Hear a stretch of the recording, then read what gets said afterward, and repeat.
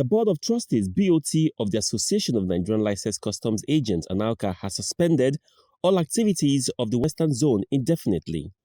The action is as a result of the attack on some members of the association by hoodlums during a meeting of the Interim National Executive Council at Tinkan on the 6th of October.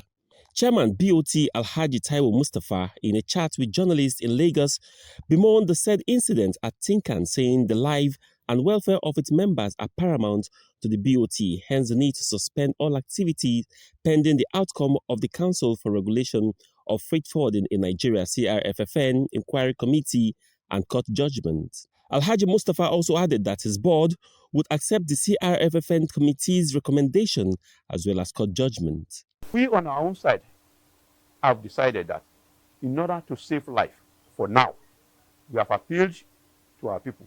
Everybody should sheath their swords and calm down. There should be no activity for now. Nobody should do anything, so that nobody comes up tomorrow to come and say it is our group again. This same interim regime were having a meeting. And the point we are trying to make there, which is quite glaring to everybody and which is quite logical, is that they applied to the police that they were going to hold that meeting.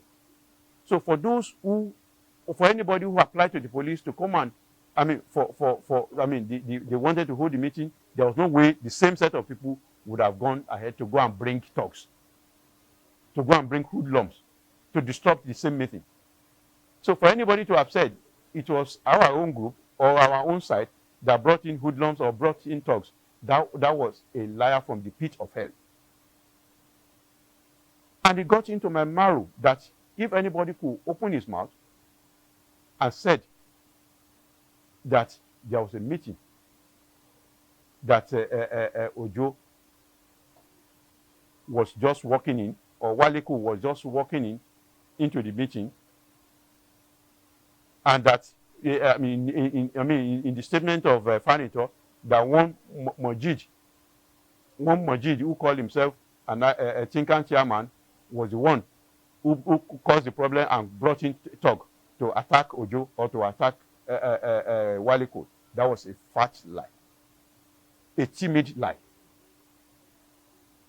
And I want to challenge any of them in their group, because on one occasion I met one of them, and I said, if you are a Christian, can you bring your Bible and swear with the day you will meet your Lord that the story you are telling here is exactly what happened? And if you are not a Christian, even if you worship the God of iron, go into your shrine and swear that may God destroy all your family if what you are saying is lie. So I challenge any of them, because life is about to be lost. And the crisis is already degenerating to where bloodshed is coming in. And that's why we decided in the board that this is high time we call for this. And that's why we have called our interim regime. And our own position is this. Finally, is that recently, CRFFN set up a resolution committee. They've gone around to interview both sides, and they are writing their reports. And we have also decided that at the end of the day, if CRFFN comes out with any conflict resolution report, for our own side, we will try as much as possible to abide by it. Because it's either of two things. It's either we agree to resolve, or we agree to go our ways. All the court cases are still there. We agreed at a point that we were going to withdraw all the court cases. And if for any reason the judgment for any of the court cases come up, that is to say, we abide by whatever the court says. So we are saying it emphatically that we believe in CRFFN, we believe in the law of the land, and whatever the court comes up with, we abide by it. Whatever comes out of CRFFN, we abide by it. But all we are saying, and we are putting it across to all of them today, is that if they want peace, we are ready for peace. If they want war, let them go to their villages to go and war. We are no longer interested in it. We are no longer interested in having anything to do with them if that is the position they are taking, that they are not going to agree to any reconciliation. On the genesis of the crisis, the chairman BOT gives a background of how the crisis started, the escalation, and several failed attempts to unite all factions. Henry Njoku refused bluntly that night that we were not going to have the election. Then Chief Elochukwu took over that and said, as the former president of Anlca, I cannot be sitting down here and you turn things over in view of what is already in our minutes. So it was said, whoever was interested in having that election that day, 5 of us indicated interest in having a change. 2 of them indicated interest, that is Henry Njoku and Peter Obi, that there was not going to be any election. Areshoni Shitu, wherever he is, may God forgive him, kept telling all of us that we should take it easy so that we would not end up dividing ourselves. Election came and 5 of us voted against 2 of them. That I should be the board chairman, Prince Tayo Yeni should be board secretary, and Dennis Okafor should be vice chairman. While that was going on, there was about to be a kind of physical scuff between Prince Oyeniyi and Peter Obi. But we had to settle it quickly within ourselves. They all left, and I sat back with Henry Njoku, talking to him. Of course, he was angry. He was boiling. I was trying to pacify him that whatever is the case, me and you were together in Port Harcourt. When we get to Port Harcourt, we'll still find time. So after talking with him for about 30 minutes, I left his room. So we got to Port Harcourt. I put a call across to him. I went to look for him. We met in Polo Club. We spoke for almost 2 hours. And all I was saying was like pacifying him, begging him not to allow Anlca to disintegrate. Because I saw it coming. We talked about so many things. And I gave him my word. Whatever it is that is the key issue in this board chairmanship thing, bring your Bible, bring my Quran. I am prepared to go with whatever condition you give me. All I want is that let there be no crisis in Anlca. But he kept emphasizing on one issue, that it is not about me, but it's about the issue between him and Chief Elochukwu. And gradually, the crisis kept coming up. Incidentally, that was about the period Tony Iju wanted to go for his election as of rep in Anambra State. He was preparing. I put a call across to him. Now you are the president. You are part of us in the board. You are in a position to reconcile this board issue. Be fair to everybody. Don't take side. So my own suggestion is that, because he said Henry insisted there was no election. I said, okay, fine. If Henry insisted there was no election, call the remaining 8 of us. You will be the 9th person among us. Plead with everybody. And after pleading with everybody, pacify Henry and request that that same day, let's do another election. He agreed, and he called for the meeting at Santiago. So having spoken with us, talk, and what I was expecting as per what we agreed was, at the end of the day, say, okay, now let's do another election. If Henry had said there was no election. But instead of saying that, he said, give Henry some time before he can hand over to Taiwo.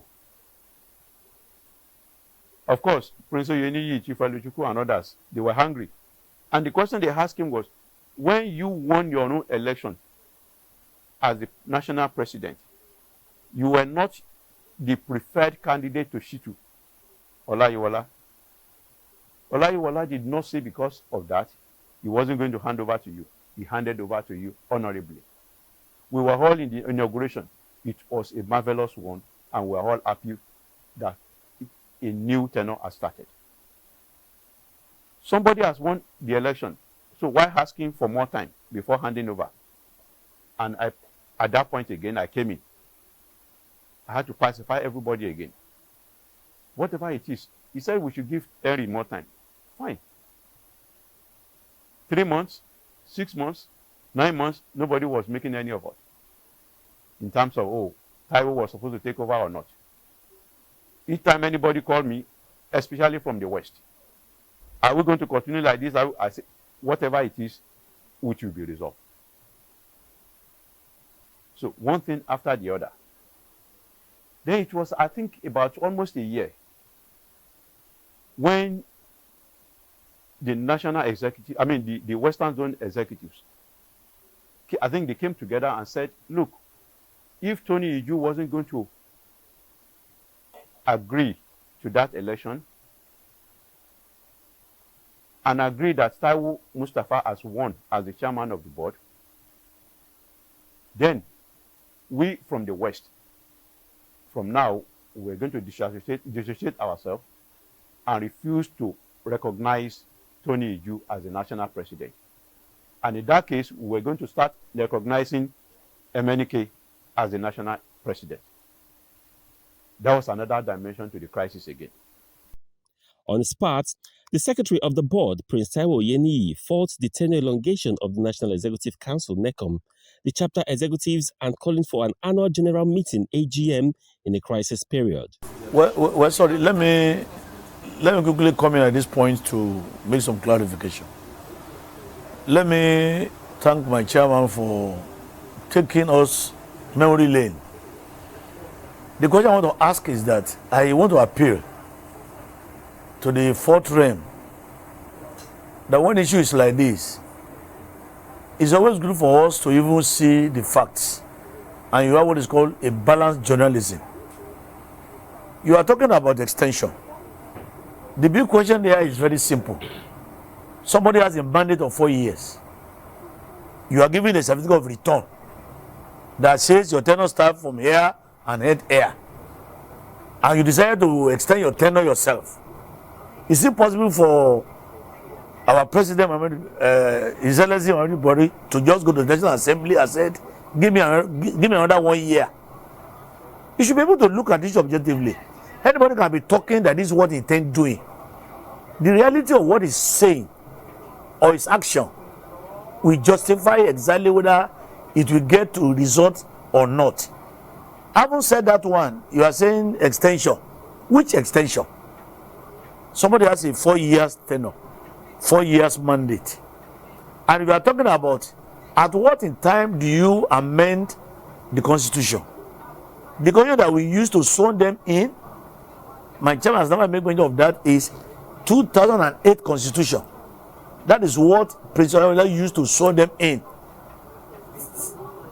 And if you use a particular constitution, and you have provision in a constitution that you are going to amend the constitution during the annual general meeting, what are the composition? Registered board members, chapter elected executive, representative from every chapters in the federation, 13, 17 chapters must be represented. You don't call an AGM meeting during crisis. While activities are suspended, the BOT have assured all members of the association that they are ready to engage the other factions to broker peace for the best interest of the association. Brownson, Unwana, for Nigerian Maritime TV.